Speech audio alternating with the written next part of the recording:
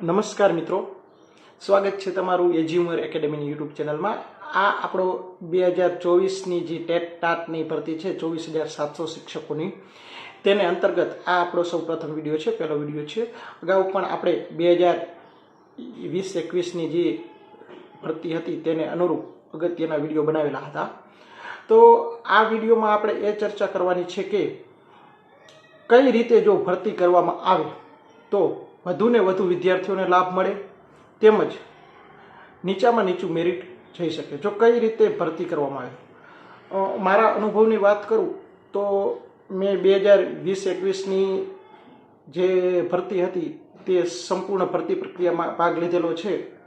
તેને અનુભવને આધારે આમાં કઈ રીતે જો ભરતી કરવામાં આવે તો સૌથી નીચું મેરિટ જઈ શકે છે, મારા અનુભવને આધારિત વાત છે।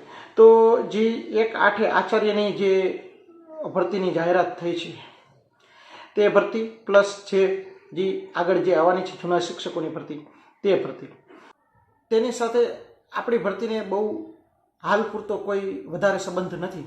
પરંતુ જે 1 નવે ઉચ્ચતર માધ્યમિકની જાહેરાત આપવાની વાત કરવામાં આવી છે તો તેમાં આપણે જોઈએ તો મારા અંદાજ મુજબ આપણે 1 નવે જ્યારે ઉચ્ચતર માધ્યમિકની ફોર્મ ભરવાની શરૂઆત થઈ જશે એવું આપણે માની લઈએ, અથવા તો ત્યારે જાહેરાત આવી જશે।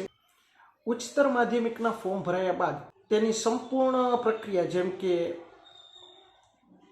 તેઓના document verification, provisional merit list, final merit list અને શાળા ફાળવણી સુધીની સંપૂર્ણ પ્રક્રિયા 1-10 સુધીમાં અથવા તો 1-11 સુધીમાં ભલે પતે, બરાબર, પણ તેની સંપૂર્ણ પ્રક્રિયા પૂર્ણ કરી તેઓને શાળા ફાળવણી પણ આપી દેવી જોઈએ કે તમને આ શાળામાં જવાનું છે। પરંતુ એક આમાં ધ્યાન રાખવાનું છે કે તેઓને હાજર કરવાની તારીખ આપવાની નથી કે કઈ તારીખે હાજર થવાનું છે, માત્ર શાળા ફાળવણી આપી દેવાની છે। ત્યારબાદ 1-10 માધ્યમિકની જાહેરાત આવશે। ઉચ્ચતરમાં જેને ફોર્મ ભર્યા છે એના એ જ લોકો માધ્યમિકમાં પણ ફોર્મ ભરશે। માધ્યમિકની પણ સંપૂર્ણ પ્રક્રિયા પૂરી કરી દેવાની છે કે ડોક્યુમેન્ટ વેરિફિકેશન છે, provisional merit list, final merit list અને શાળા ફાળવણી પણ કરી દેવાની છે કે તમારે આ શાળામાં હાજર થવાનું છે। એટલે જે લોકોએ ઉચ્ચતરમાં ફોર્મ ભર્યા છે એ પણ માધ્યમિકમાં ફોર્મ ભરશે, પરંતુ આપણે માત્ર ને માત્ર તેઓને શાળા ફાળવણીની તારીખ આપવાની નથી કે કઈ તારીખે શાળા ફાળવી દેવાની છે, પરંતુ શાળા ફાળવણી દેવાની નથી। એ જ પ્રક્રિયા આપણે ઉચ્ચ પ્રાથમિકમાં પણ ફોલો કરવાની છે કે જાહેરાત થશે, ફોર્મ ભરાશે, provisional merit list, final merit list, document verification, આ બધી પ્રક્રિયા પૂર્ણ કરવાની, શાળા ફાળવણી પણ દઈ દેવાની કે તમને આ શાળામાં જવાનું છે। અને નિમ્ન પ્રાથમિકમાં આ બધા જ 4 સ્ટેપની પ્રક્રિયા પૂરી કરતા મને એવું લાગે છે કે લગભગ 2024નું વર્ષ પૂર્ણ થઈ જાય, જાન્યુઆરી ચાલુ થઈ જાય 2025ની।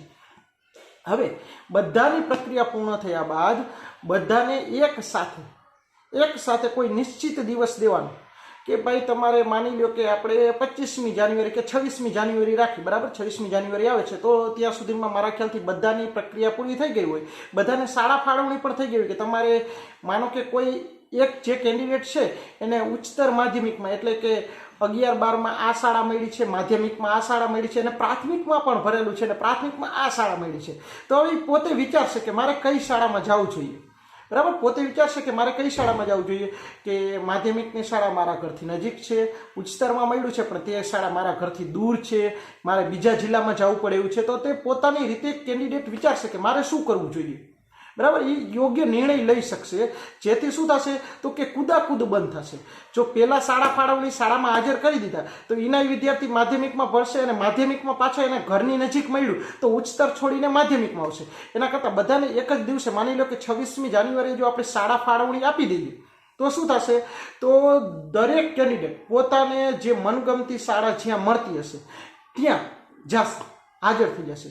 તો આપણને પ્રશ્ન થશે કે તો ઘણી બધી શાળાઓ જે છે તેમાં શું રહેશે તો કે જગ્યાઓ ખાલી રહેશે, કારણ કે એક ઉમેદવાર છે એ એક જ શાળામાં હાજર થઈ શકશે, એને ફોર્મ તો 4 જગ્યાએ ભરેલા છે, ભલે તેવું થાય, પરંતુ જ્યારે વેઇટિંગ રાઉન્ડ થશે અને એક ખાસ વાત એ કે જે વિદ્યાર્થી જે શાળામાં હાજર થાય તે શાળામાં દરેક ઉમેદવારના હિત માટે શું કરવાનું રહેશે તો કે તેના ડોક્યુમેન્ટ 1 વર્ષ માટે જમા કરી લો, 1 વર્ષ માટે ડોક્યુમેન્ટ જમા કરી લો, જેથી કરીને એ 1 વર્ષ સુધી વેઇટિંગ બહાર પડે તો ત્યાં સુધી તે અન્ય પ્રક્રિયામાં ભાગ લઈ શકે નહીં. 1 વર્ષ માટે ડોક્યુમેન્ટ જમા કરી લે. ત્યારબાદ વેઇટિંગ રાઉન્ડ બહાર પડે. વેઇટિંગ રાઉન્ડમાં સેમ પ્રોસેસ બધામાં. વેઇટિંગ બહાર પાડ્યા પછી એક જ દિવસે શાળા ફાળવણી કરો, એક જ દિવસે શાળામાં હાજર થવાનું રાખો, જેથી કરીને શું થશે તો કે વિદ્યાર્થી કોઈ એક શાળામાં હાજર થઈ શકશે. તો આ રીતે પ્રોસેસ ફોલો કરવાથી શું થશે તો કે વધુ ને વધુ મેરિટ નીચું જઈ શકશે અને વધુ ને વધુ વિદ્યાર્થીને લાભ મળશે અને વધુ ને વધુ બાળકોને નવા શિક્ષકો મળી રહેશે. એની શું અસર થઈ શકે તે આપ મિત્રોને કમેન્ટ બોક્સમાં જણાવવા માટે વિનંતી. અને હજી વધુ ટેટ ટાટ ભરતીને લગતા વિડીયો આપણી ચેનલમાં આવતા રહેશે, તો સબસ્ક્રાઈબ કરવા માટે પણ વિનંતી. અને જો આ વિડીયો તમને ગમ્યો હોય તો લાઈક કરજો. Thank you.